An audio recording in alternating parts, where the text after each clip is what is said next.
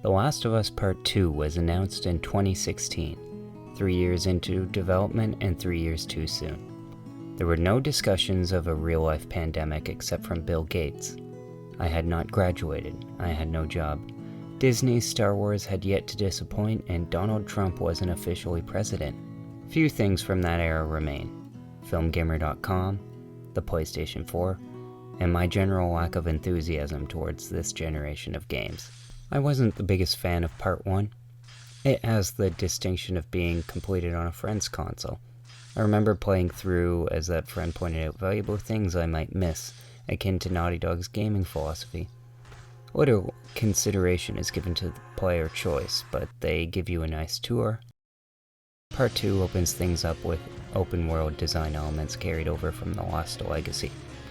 I didn't relate to the previous game's protagonist Joel, as I found him a self-righteous murdering psychopath. Naturally, the internet embraced him.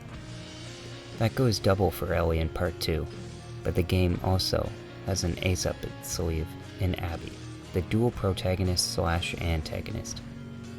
Part 2 joins Dishonored 2 among the pantheon of sequels improved with a feminist spin. A moment of personal growth I had during the game was, wow, lesbians can be just as uninteresting as straight male characters.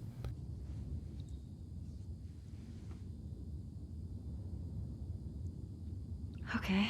We're still emotionally moved. I've just finished a playthrough and I was crying by the end of it. For a game that dwells on suffering, Ellie faces no meaningful consequences to her actions. The real strength of the sequel is Abby, who is presented as divisive but has stronger motivations overall. Like GameSpot's Callie Plagg, I grew more attached to her than Ellie, even though I hated most of Abby's colleagues. The unique structure has you play entirely from Ellie's point of view before swapping to relive the past 3 days. A unique take that could have been handled better had the game begun with Abby first to better contextualize the gameplay build-up and character suffering, which takes place mostly during cutscenes. I don't agree with a lot of the actions in Naughty Dog games, which have characters put hatred unquestionably ahead of personal safety, but the player has no choice but to either wait an eternity or simply press square to kill. Naughty Dog's approach illustrates how much post-Uncharted 3 the developers lean on violence as a gameplay solution and a story beat. Half of the plot is people irresponsibly risking their lives for each other. It feels like I'm watching a CW show. Maybe if the characters weren't so codependent and murder-happy, there'd be less problems. Nonetheless, after the story logically concludes, the game plunders on in the second unnecessary epilogue of this generation to justify an exorbitant budget. Development-wise, Part 2 is as much a follow-up to Uncharted 4 as it is The Last of Us. The style, tone, characters, and gameplay carry over from those games either due to inspiration or technical necessity. According to Kotaku, there was plenty of employee turnover between games, causing serious development stress, a common critique of AAA games.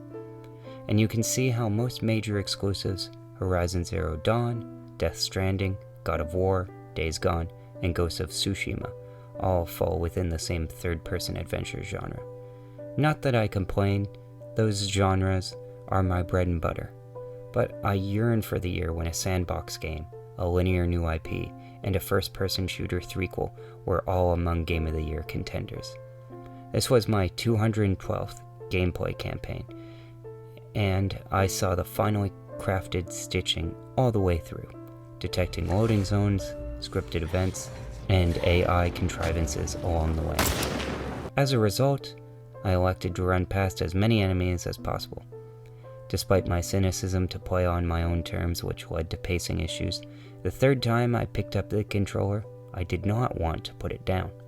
There are contrivances, but they are thrilling, efficient, and dished out in service to the game's greatest strength, its storytelling, which rises above any game I've ever played.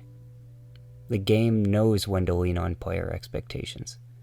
Granted, it doesn't pull off its ending, which is ready far before the game is. If there are any major qualms, is that for its ambitions, the gameplay does not come close to matching the narrative. The environmental interaction and variety is there, along with fluid animation and combat. But imprecise controls, bad stealth, and wonky sound mixing, characters either sound as if they are right next door to you or a block away depending on where the camera is.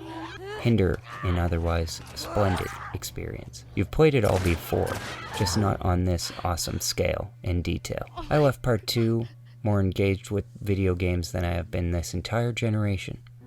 For the most part, it is a fun experience and exceedingly well told. The problem is a classic case of gameplay narrative dissonance. There isn't much new to part 2, and that's fine, but I left the epilogue confused as to what the added gameplay meant when the player achieves its goal several hours before.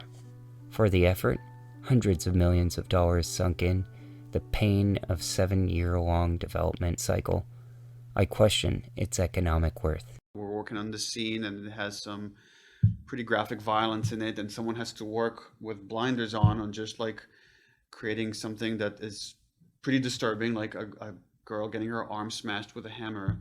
And all of a sudden they're like, wait a minute, what am I making here? And that's where it's important to sit down and listen to someone's concern and say, okay, this is important because ultimately we're heading to this. And that's why we can't shy away from showing something like this. So the work you're doing here, and it can be difficult, ultimately it's serving this greater purpose. Every last one of them.